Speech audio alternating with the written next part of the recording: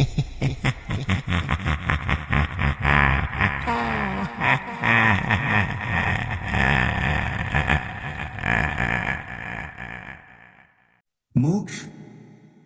असम अपने घनी वादियों, हरियाली और चाय की संपत्ति के लिए जाना जाता है,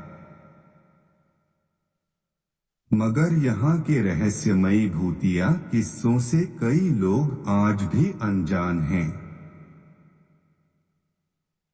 असम के कई गांवों में शैतान का वास है, मानो जैसे भगवान रूठ गया है। यह बात तब की है जब मैं 12 साल की थी।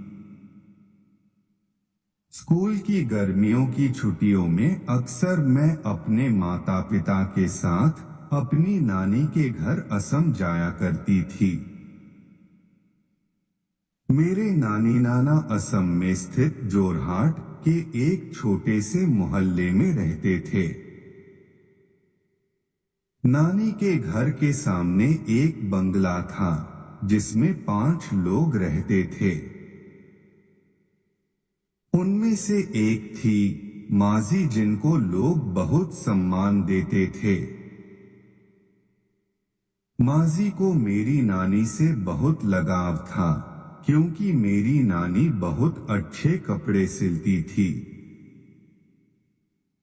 मेरी नानी में हर तरह के कपड़े सिलने का हुनर था। मेरे ज्यादातर कपड़े वही सिलती थी।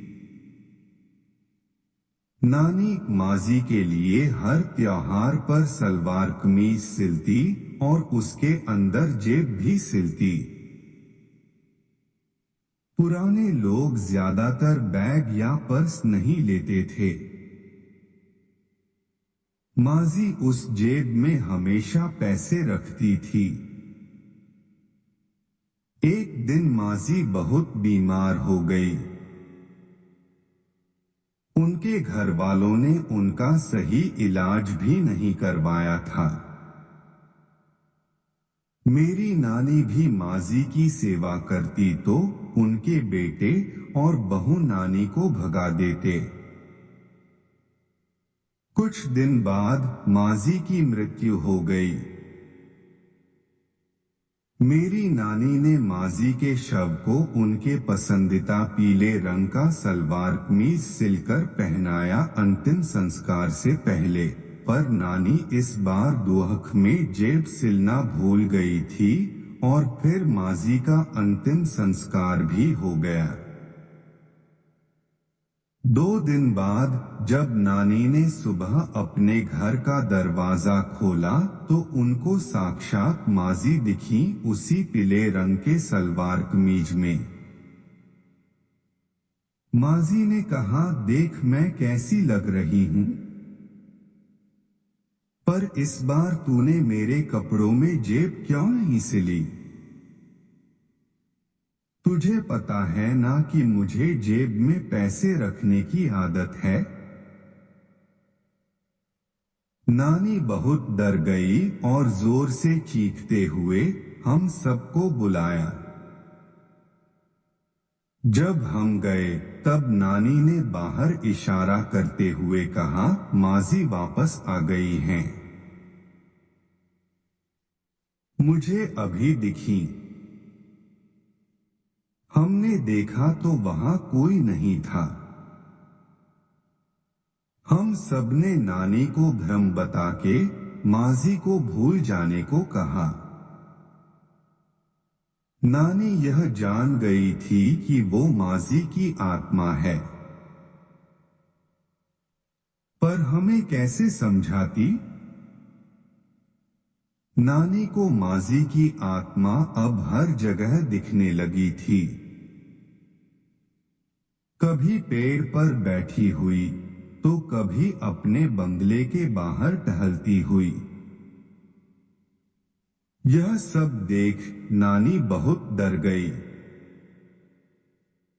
हमेशा हमें अकेले बाहर घूमने को मना करने वाली नानी नहीं जानती थी कि खुद उनके ही साथ यह भूतिया हादसा हो जाएगा। एक रात नानी की आंख रात के 3 बजे खुली, खिड़की पर कुछ आवाजें सुनकर। नानी खिड़की के पास गई तो फिर माजी की आत्मा उनको दिखी। डरकर नानी बेहोश हो गई और उसी वक्त माजी की आत्मा नानी के शरीर में प्रवेश कर गई। नानी अब हमारे साथ अजीब सा डरावना बर्ताव करने लगी। दिन प्रतिदिन उनकी हालत बिगड़ती गई। मेरे घर वालों को यह समझ में आ गया था कि कोई आत्मा का साया है। मेरे घर वालों ने एक सिद्ध पंडित को नानी के बारे में बताया। पंडित जी का कहना था कि अगर किसी की मृत्यु के बाद की विधि पूरे नियम अनुसार ना हुई हो तो उसकी आत्मा भटकती है और अपने किसी चहेते के शरीर में वास करती है। आत्मा शांति हवन और पूजा फिर से करवाई जाए, वरना उस आत्मा को मोक्ष नहीं मिलेगा। मेरे घर वालों ने माजी के परिवार से बात की। तब उनका बेटा बोला, यह सब अंधविश्वास है, हम नहीं मानते। मेरे घर वालों ने माजी के परिवार वालों को भी पंडित जी से मिलवाया। उसके बाद माजी की आत्मा का शांति हवन और पूरी विधि से पूजा पाठ करवाया। 2 दिन बाद नानी ठीक हो गई और अब माजी की आत्मा भी उनके शरीर से जा चुकी थी। माजी की आत्मा को मोक्ष मिल गया था। नानी की सेहत भी धीरे धीरे सही हो गई। मेरी गर्मी की छुट्टियां भी खत्म हो गई थी। नानी भी स्वस्थ हो चुकी थी। नानी की दुर्दशा देख मैं डर गई थी, पर नानी ने मुझे और मेरे घर वालों को तसल्ली देकर वापस खुशी खुशी भेज दिया। मगर आज भी मुझे जब वो भूतिया किस्सा याद आता है तो मेरे रोंगटे खड़े हो जाते हैं।